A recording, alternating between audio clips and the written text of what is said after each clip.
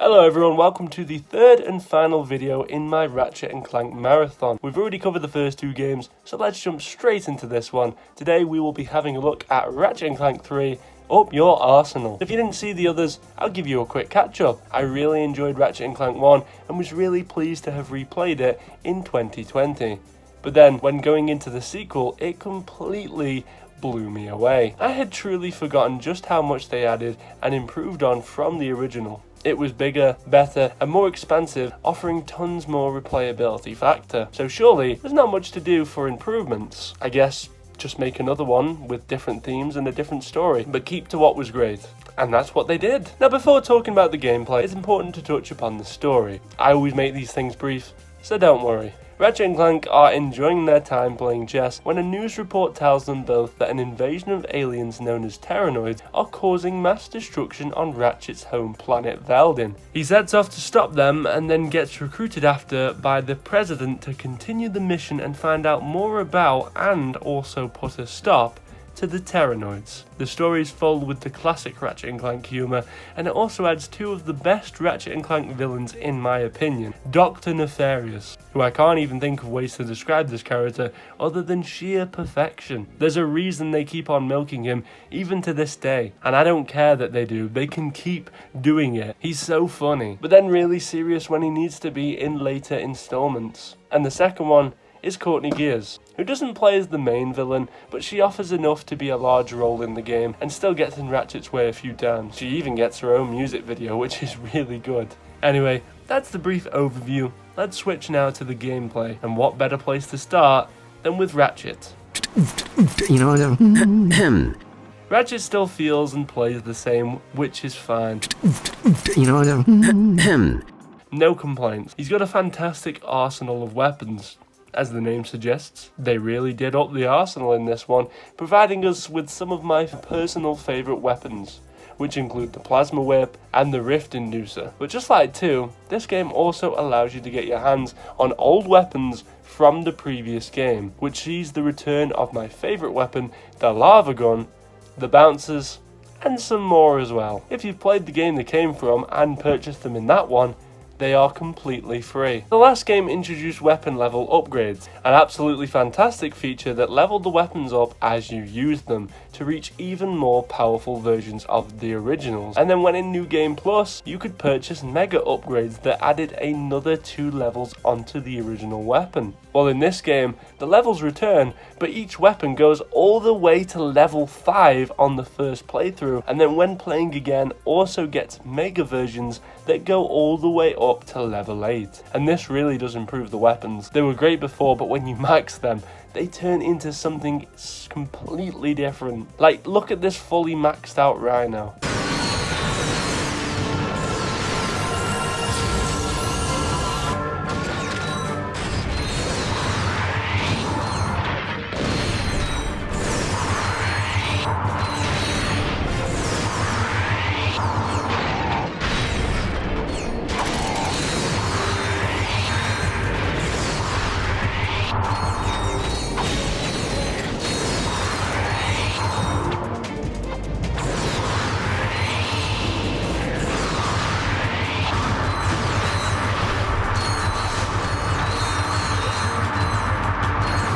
And my favourite part of all, they fixed my lava gun. I mean, they made it an ice gun, but hey, it plays the same as the original, so that's a fix in my books. Armour returns, but rather than scattered around vendors, it has its own home, as does the ship customization, and home to both of those and a few other things is the main hub base of operation, the Starship Phoenix. I think this was a really good idea to introduce an area that Ratchet can keep going back to for new gear and mission briefings. It has a wonderful soundtrack to it, with some great humour that can be heard over the speakers, and it provides new styles of gameplay, one of which is the Quark vid comics. I'm going to be honest here, I really don't like these parts of the game. I really don't enjoy playing these Quark levels at all.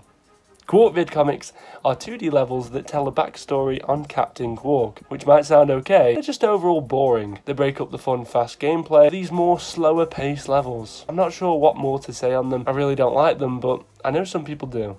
I'm just really happy that you can skip them in New Game Plus mode. So I guess there's that really. I shouldn't complain, you only have to play it once, and then it's over. And that kind of reminds me, let's move on to the next thing they added, and I'm kind of hit or miss on it, and that is the Galactic Ranger missions. They just feel very tacked on.